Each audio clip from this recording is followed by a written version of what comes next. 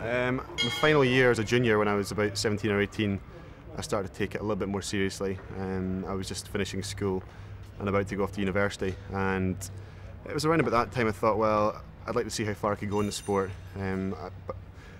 Obviously I dreamed of becoming an Olympic champion, but then I never really believed I would do. I just wanted to do it for fun and for the enjoyment of the sport.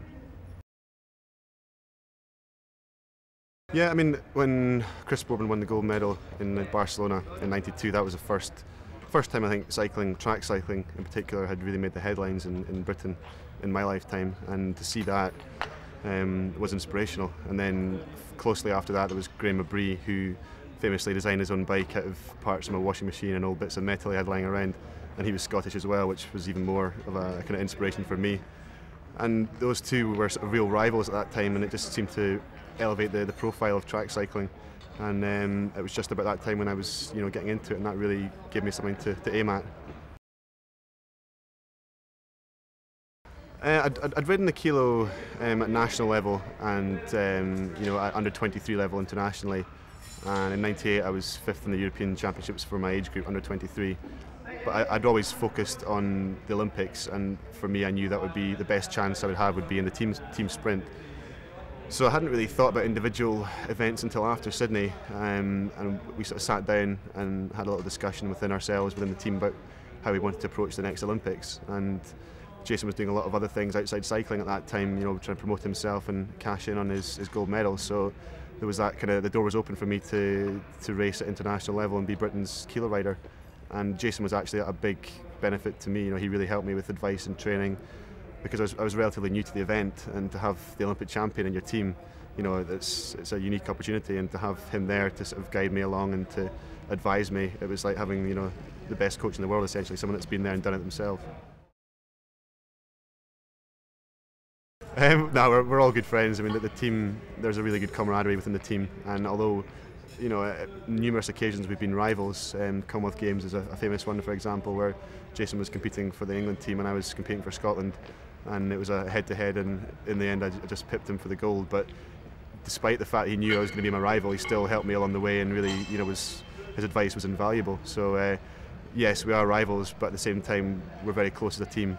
Craig McLean as well, and Jamie Staff, and Ross, the whole unit together works well, and the sort of competition we have tends to push each other on in the training sessions as well. I do tend to ride both the kilo and team sprint at most events now. They're on different days, so there's not too much of a clash. Traditionally, the team sprint's the day after the kilo, so you tend to have a little bit of fatigue in your legs from the night before. But as far as training for the two events is concerned, they're very, very similar. Doing the last lap in the team sprint, the training is very similar to the kilo time trial, so they do complement each other, so there's no real clash, and you can do both events without too much trouble at all. There's 3 or 4 teams who are always up there. Traditionally it's been the French who have been the strongest team. I think they've won it 5 or 6 times in the history of the event, so they're always a big threat. In more recent times, the Germans have been very, very competitive. They won the World Championships in 2003, and they won the Olympics in Athens, and they set the world record there too. So you've got the Germans, the French, the Australians are always up there, and the Dutch could be the sort of new underdogs who could possibly surprise a few people. Well, in Athens we actually finished 5th, but we did the 2nd fastest time of the whole series out of all the teams. We just happened to be facing the Olympic champions in the 2nd round, and we actually broke the world record, but were beaten by less than a 10th of a second by Germany, who re-broke the world record. So the problem was we had a very poor qualifying round, and that's why we ended up against the Germans in the 2nd ride. So it was our own fault, but I think we could have made the final, and perhaps if we'd gone better in the final, even won it. But it was a technical problem we had, and I do believe that we're still up there and possibly the strongest team in the world. And the thing is, with all team events, it's not about an individual, it's about all 3 riders being on top form on the day, and that's very difficult to do. If you're just worrying about yourself, that's fine, you've only got to worry about your own event, you're one person. But if there's 3 of you in a team, it's just the science and an art to getting all 3 of you to being absolutely 100% on the big day, and that's the tough part. We tend to have, I mean, we train together all the time normally, but we'll have specific sessions where we'll allocate team training in the lead up to a major championship, and that predominantly is technical training. The team sprint is quite a technical event in that there's 3 guys riding at 70 kilometres an hour within 3 or 4 inches of the wheel in front, so you have to train together a lot on the changeovers, working on the start, getting closely on the wheel, conserving energy, and the timing of the acceleration is very important. So we'll usually do 1 or 2 sessions a week as a team, and the rest of the time you're working on your own individual fitness and speed and power to make sure that you've got the gas in the tank when it comes to the big night. We have probably 3 or 4 main components of fitness that we'll work on, and we tend to focus on one of those components in each session. So today, for me, I'm focusing on my speed work, and I use the motorbike to help, basically to help go faster than I could go by myself. When you sit behind the motorbike, you're getting shelter from the wind, so you're saving up to 30-35% of your energy by sitting in close behind it. So the bike will lead you up to a speed that goes beyond what you could do by yourself. Then it will swing out the way, and you just go flat out for a lap, and that helps to develop your speed, your top end speed. Other sessions would be working on your acceleration or your start, using big gears, so it's a high resistance and you're having to push really hard to get your speed up.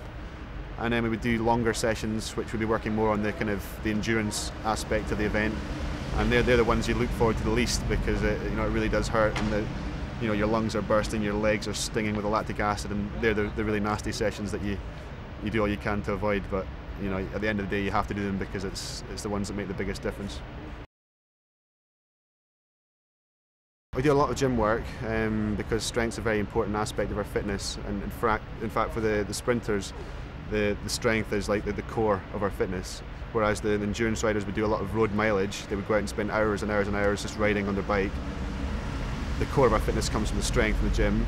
That strength is then converted into power by doing specific drills on the bike, and then the power is developed into speed, which is ultimately what you see on the race day.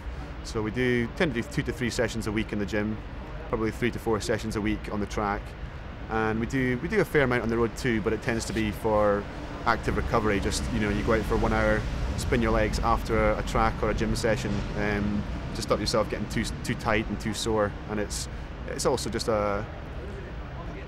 it's a good way not to have a continual reminder that whenever you get on your bike, it's going to be painful. So if all you did was do sprint work all the time, then you associate your bike with pain. So going out for an hour just to ride your bike for fun, it's quite nice, just so you don't always look at your bike and think that's going to cause pain as soon as I get onto it. Well, 2003 was probably the most disappointing year of my whole career. It was a really hard time for me.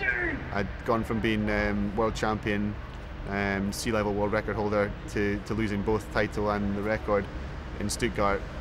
And I knew I had a year to go until the biggest race of my life, but I had to sit down then and reevaluate the whole situation. And mentally it was very difficult because I was in such a downer at that point, but I knew that I had a year to make up for that and to train and to put absolutely everything into it. And thankfully, I wrote down at the start of the year all the goals I'd like to achieve, and it was a real wish list. Olympic champion, world record, all these things, and to sort of sit at the end of the year and tick off the list of all the things I did, it was a dream come true for me. It really was amazing.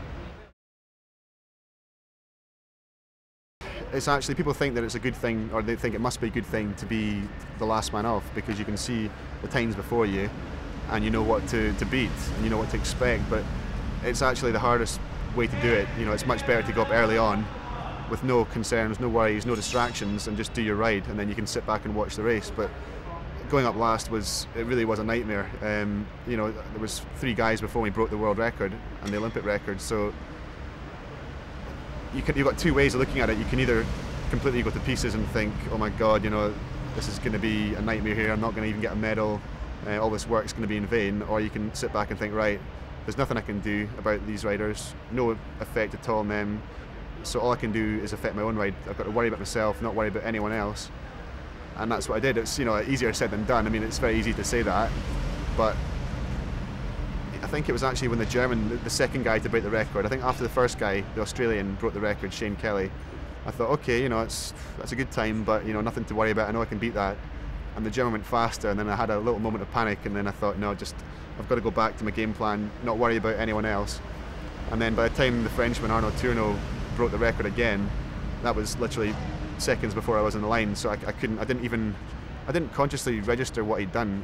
If I'd actually had time to sit and look at the time and think about it, then I think it probably would have fazed me. But by that stage, I was just about to go on the line, and I was only thinking about myself and my own performance.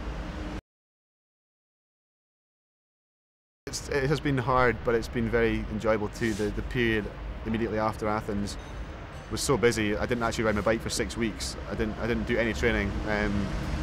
It was one day in London, one day in Edinburgh, one day up in Glasgow. I was basically spending all the time either travelling or appearing and doing dinners or appearances or television, and it was exciting and it was fun and it was something new. But by the end of the sort of 5 or 6 weeks, I was starting to want to get back into the normal routine of training again. And with the season starting earlier this year, I knew it was imperative that I got back into it sooner rather than later. And I had the World Cup in Manchester last week. That was the first major target for me, so that gave me a clear goal which I had to get myself back fit in time for. And thankfully it went really well. I did quite a good time in the kilo, and we won team sprint and the kilo, so it was, that was encouraging. I was a little bit worried that I'd done too much out with the cycling and it was going to be difficult to get back into it.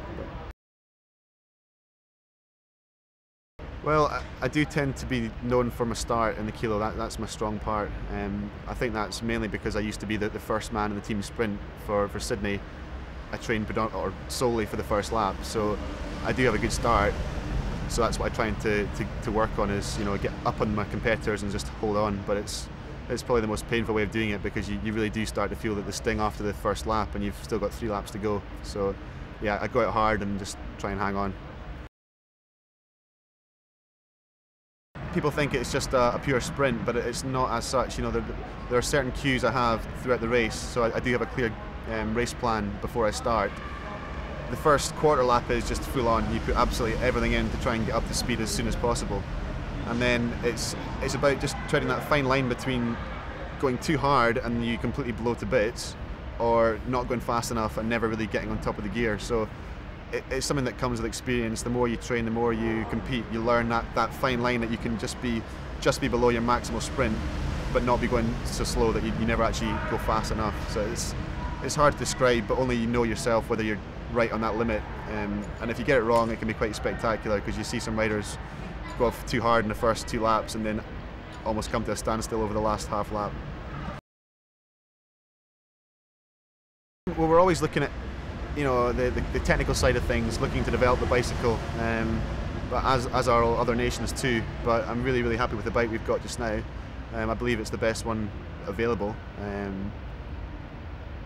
Just small things, having, at the moment, we've got such a strong group of riders in the sprint squad in particular, that because we're training together all the time, there's just that level of competitiveness within the training sessions, and we push each other on. And when you've got people in every single training session you do competing, it's in a friendly way, but it's still competition.